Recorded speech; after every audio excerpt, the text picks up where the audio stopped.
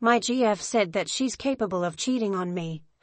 I have been with my girlfriend for nearly 2 years now. It has been a journey filled with highs that made me feel invincible and lows that often left me questioning everything. These past 2 years have taught me what it means to truly love someone, to give without expecting anything in return, and to accept that love does not always look the same for everyone. I know I love her deeply, with every fiber of my being. And, in her own way, I believe she loves me too.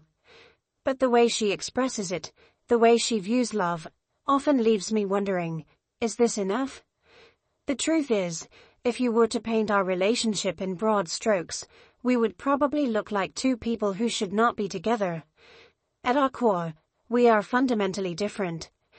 She is a seeker of logic, always analyzing, dissecting, and craving intellectual stimulation. To her, the world is a puzzle waiting to be solved, a series of questions to be answered with precision and clarity. She thrives on mentorship and knowledge, endlessly curious about the unknown. She is always looking for someone to challenge her, to teach her, to push her boundaries. Meanwhile, I yearn for something completely different. I seek compassion, empathy, and emotional support. I long for someone who understands my heart more than my mind, someone who sees my vulnerabilities not as weaknesses but as proof of my humanity. I know I am intelligent. I am capable, and I can hold my own in most conversations. But standing next to her, I feel like I am always playing catch-up. She is brilliant in a way that I could never hope to match, and that disparity is like a shadow that looms over us. It is not that I resent her for it. I admire her mind, her relentless drive to learn and grow. But I cannot give her what she craves. I cannot be the mentor she seeks. I cannot open doors to new worlds for her or offer the kind of intellectual stimulation she seems to need like oxygen. And then there is the other side of her, the side that cuts through me like a cold wind on a winter's night. She is devoid of empathy in a way that I have never encountered before. It is not that she is cruel or intentionally hurtful, she simply does not seem to possess that natural ability to connect with others on an emotional level. She does not get attached, not in the way I do. She does not lose herself in the warmth of shared experiences or feel the pull of sentimental moments. Her love is calculated, measured, and practical. It is not the kind of love that consumes you or leaves you breathless. It is a love that operates within the boundaries she has carefully constructed. Sometimes, I feel like I am holding on to her with everything I have, while she holds on to me with just enough not to let go. It is a dynamic that leaves me feeling unbalanced, as if I am constantly pouring more into this relationship than she is willing or able to give. And yet, I stay.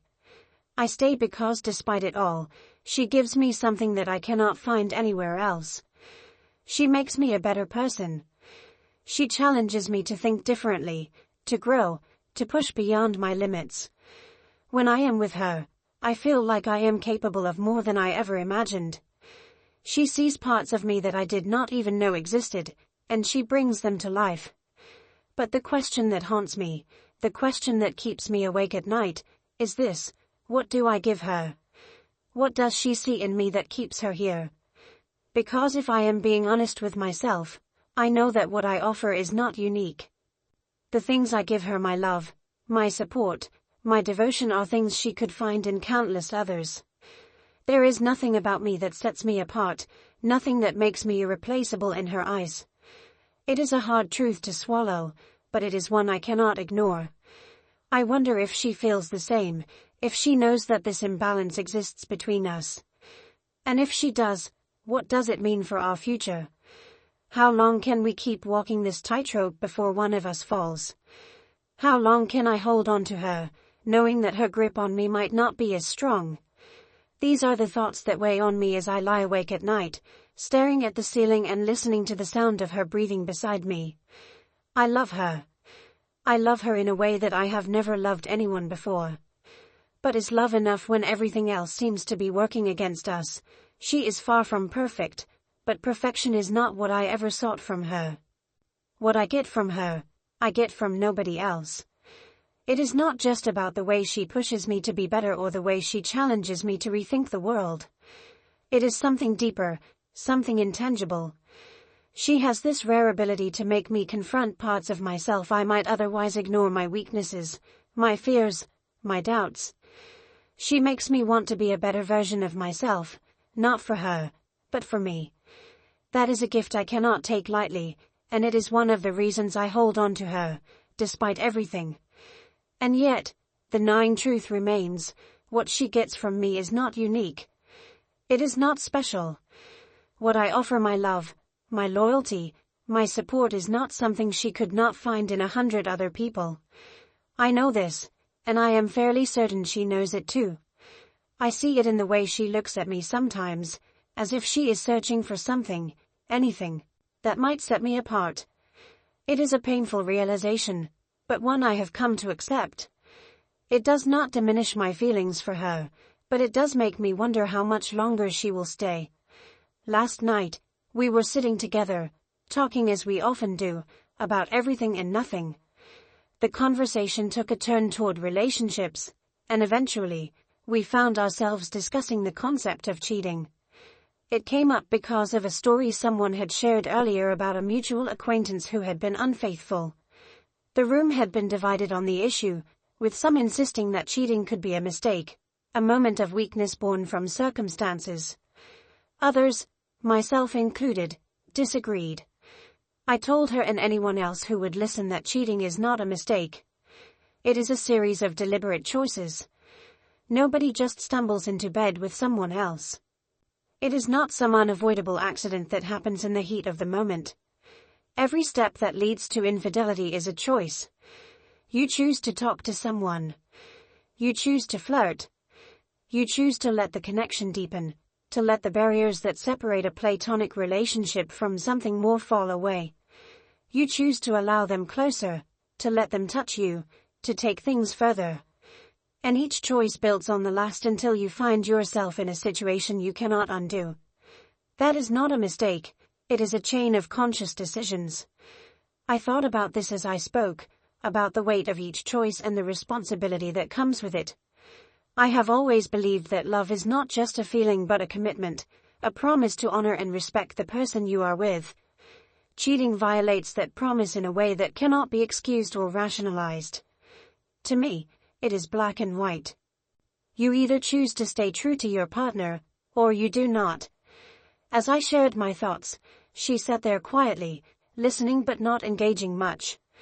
I thought maybe she agreed with me, or perhaps she was just tired and letting me take the lead in the conversation. But when the others began pushing back, insisting that not all cheating is premeditated, she finally spoke up. Her words caught me off guard. She had a way of doing that, of saying something so casually yet with such gravity that it left you reeling. When she finally spoke, she said something that would stay with me long after the conversation ended. It was not just the words themselves but the way she said them, with a mix of certainty and detachment, as if she were stating a simple fact rather than sharing a personal insight. And that was when everything shifted. I continued outlining my argument, the conviction in my voice growing stronger with every word. You make a choice to talk to someone, I said, my gaze shifting from person to person in the room. You make a choice to flirt, to let them touch you. You make a choice to connect deeper, to go home together, to step out of the car, to walk inside, to keep the conversation going. You make the choice to strip, to kiss, and eventually to become intimate. There are so many steps, so many opportunities to stop, to turn back. That's too many choices to be a mistake, in my opinion. Cheating is deliberate. It's a betrayal, not an accident. The room grew quiet for a moment, the weight of my words settling over the conversation. But then, as always happens in debates like these, someone pushed back. They argued that emotions can cloud judgment, that people act irrationally when they're angry or hurt or under the influence of alcohol. They insisted that sometimes, it feels like a mistake in the moment. I could feel my frustration building, but before I could respond, my girlfriend finally spoke up. She had been mostly silent during the discussion, listening intently but offering little input. When she did speak, her tone was calm, almost detached, as if she were observing the conversation from the outside rather than participating in it. "Let's be honest," she said, her voice cutting through the noise like a blade. "If someone thinks cheating can be a mistake, it's probably because they've done it themselves or feel capable of it." Her words caused a ripple through the group, a few people shifting uncomfortably in their seats. I glanced at her, surprised by her bluntness, but also somewhat reassured that she seemed to be on my side. Then, she turned to me, a small, knowing smile playing on her lips. "So," she continued, "if we're guessing who cheated in that scenario to feel that way, I'd say it's the girl. She probably gets it." I frowned, puzzled. "What do you mean, she gets it?" She shrugged lightly, as if what she was about to say was the most natural thing in the world. "I mean, I get it too. I can understand why someone might cheat." Her words hit me like a punch to the gut. For a moment, I wasn't sure I had heard her correctly. "What are you saying?" I asked, my voice quieter now, almost cautious. She tilted her head, her expression unreadable. "I'm saying that if I were in the right, or rather, the wrong circumstances, I could see myself doing it. It's not something I'd plan or want to do, but it's not impossible. I understand the temptation." My mind was racing, trying to process what she had just admitted. "You're saying you could cheat on me?" She hesitated, then nodded, though her expression remained calm. "If we were in a really bad place, if we had a big fight, and I was angry or feeling unfulfilled and someone came along who had all the things I miss in a partner, someone who connected with me on a deeper level, maybe, yeah. I could see it happening." Her words hung in the air between us, heavy and sharp. I didn't know how to respond. Part of me wanted to argue, to demand that she explain herself, but another part of me was frozen in disbelief. How could she say something like that so casually? How could she admit, so openly, that the thought of betraying me wasn't entirely out of the question? And yet, she didn't stop there. Instead, she leaned forward slightly, as if to clarify her point. "Of course," she added, "if it ever happened, I wouldn't lie about it. I'd come home and tell you right away. In my mind, it wouldn't even really be cheating. It'd be a way of ending the relationship before officially breaking up. More like a preemptive breakup, if you think about it." Her words were clinical, logical, as if she were discussing an abstract concept rather than something that could tear us apart. I could feel my chest tightening, my heart pounding in my ears. I had always known we were different, that we didn't see the world the same way. But this was something else entirely. "You think that makes it better?" I asked finally, my voice barely above a whisper. "You think coming home and telling me you cheated would somehow make it okay?" She looked at me, her gaze steady and unflinching. "Not better," she said. "But honest. If it ever came to that, I'd want to be honest about why it happened and what it meant." I didn't know what to say. The room around us felt like it had faded away, the conversation with the others forgotten. All I could see was her, sitting there so composed, so matter-of-fact, as if she had just admitted to something trivial. In that moment, I felt a strange mix of emotions: anger, sadness, confusion, and a deep, aching sense of loss. This was the woman I loved, the woman I had spent nearly 2 years of my life with. And yet, it felt like I didn't know her at all. Her words settled over me like a heavy fog, the weight of their meaning sinking deeper with every passing second. I had asked her to explain what she meant, hoping, praying, really, that I had misunderstood, that there was some nuance I had missed that would soften the blow. But instead, she doubled down, her voice steady and devoid of remorse. "Well, I'm capable of doing that," she said, as if it were the most natural thing in the world. "There's a lot you are lacking that I miss from the tons of people I've dated. You already know that." I swallowed hard, my throat dry. I did know that. She had never shied away from telling me about her past relationships, her long list of partners who had shaped her expectations and left behind echoes of what she believed a relationship should be. I had always known I didn't measure up in certain ways, but hearing her say it so plainly felt like a dagger to the chest. She continued, her tone almost clinical, as if she were presenting a hypothesis rather than discussing the potential destruction of our relationship.